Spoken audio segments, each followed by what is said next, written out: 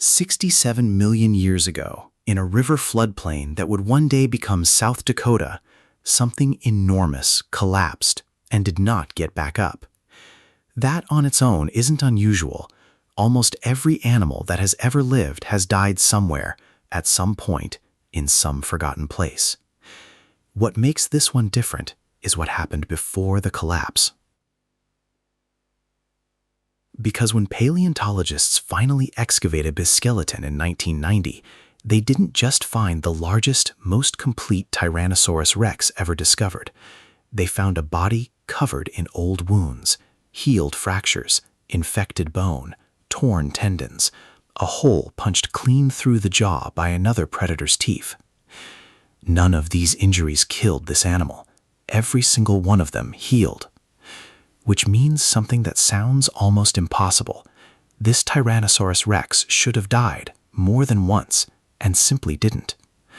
What kind of life leaves that many scars behind? And what does surviving all of it actually tell us about how this animal experienced the world? We're going to spend the next several minutes trying to answer that, and by the end, you may find yourself thinking about Tyrannosaurus rex not as a monster, but as a survivor. At roughly 40 feet long and likely weighing somewhere between 8 and 9 tons, an adult Tyrannosaurus rex was an animal built around raw mechanical power. Bite force estimates, based on skull architecture and jaw muscle reconstruction, place its bite among the strongest of any terrestrial animal that has ever lived. Some studies suggest over 12,000 pounds of force at the back teeth, enough to crush bone rather than simply cut through flesh. But power alone doesn't explain survival, and Sue's skeleton is, above almost anything else, a record of survival. Start with the leg. Sue's fibula shows a healed fracture, a broken bone that mended imperfectly while she was still alive. A broken leg is often a death sentence for a large predator. An animal that can't move can't hunt, and an animal that can't hunt starves. Somehow, this one kept going long enough for the bone to knit back together. Then there's the shoulder. Paleontologists studying Sue's forelimb identified what appears to be an avulsion injury, a tendon torn away from the bone with enough force to leave a permanent mark, the kind of injury you'd associate with an animal straining against something far larger than itself, perhaps a struggling prey animal, perhaps another Tyrannosaurus. And then there's the jaw. Sue's lower jaw carries a series of smooth-edged, perfectly circular holes, the unmistakable signature of another Tyrannosaurus rex's teeth, not scavenging marks made after death, but wounds with evidence of healing, meaning Sue was alive when they were inflicted and lived long enough afterward for the bone to begin repairing itself. Or was Tyrannosaurus rex fighting members of its own species, face to face, jaw to jaw, in something closer to ritualized combat than predation? There isn't a single agreed-upon answer.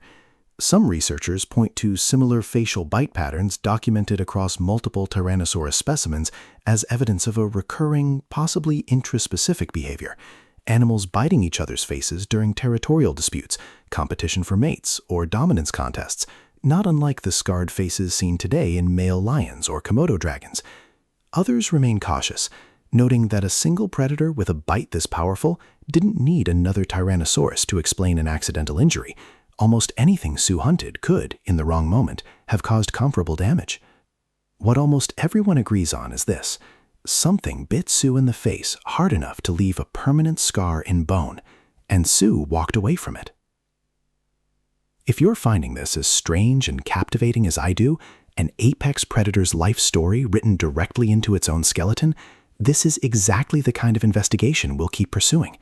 If you want to keep exploring the hidden lives of prehistoric animals, consider staying with us for what's still ahead, because we haven't reached the strangest injury yet. In 2009, a team of researchers led by paleopathologist Ewan Wolfe proposed something that reframed the entire skeleton. Smooth, perforated lesions on the underside of Sue's jaw, long assumed by some to be evidence of bone infection or even bacterial disease, were reinterpreted as the signature of trichomoniasis, a parasitic infection still seen today in birds of prey, particularly. In modern raptors, this infection spreads through the throat and can eventually make eating impossible, effectively starving the animal even while healthy elsewhere. If Wolf's team is right, Sue wasn't just injured by other animals. Sue was fighting an internal war as well, a microscopic parasite inherited from the same evolutionary lineage that would one day produce modern birds, slowly compromising the ability to feed. And still, the animal survived long enough for these lesions to show clear signs of chronic, ongoing infection, not a quick death, but a prolonged, difficult one. There's something almost unbearably intimate about that detail. A 7-ton apex predator, capable of crushing bone with a single bite, potentially struggling with the same category of illness that quietly kills falcons today. It's a reminder that being the largest, most powerful animal in your ecosystem doesn't make you invulnerable. It just changes what's capable of hurting you. Other hypotheses have circulated over the years: infection from bone disease, even briefly speculation about gout, a condition linked to certain diets in modern animals. Most of these have fallen out of favor as more comparative evidence accumulated, and the trichomoniasis hypothesis remains, for now, one of the more widely discussed explanations, though not a universally settled one.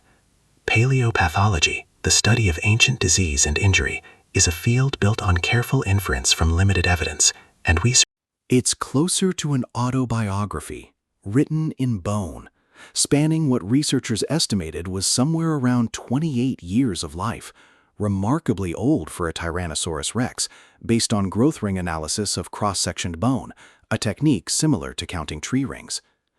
28 years of healed fractures, 28 years of surviving other predators, other tyrannosaurs, possibly disease.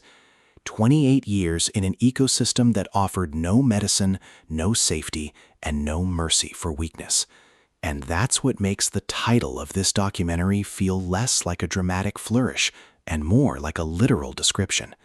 This wasn't an animal that happened to survive one dangerous encounter.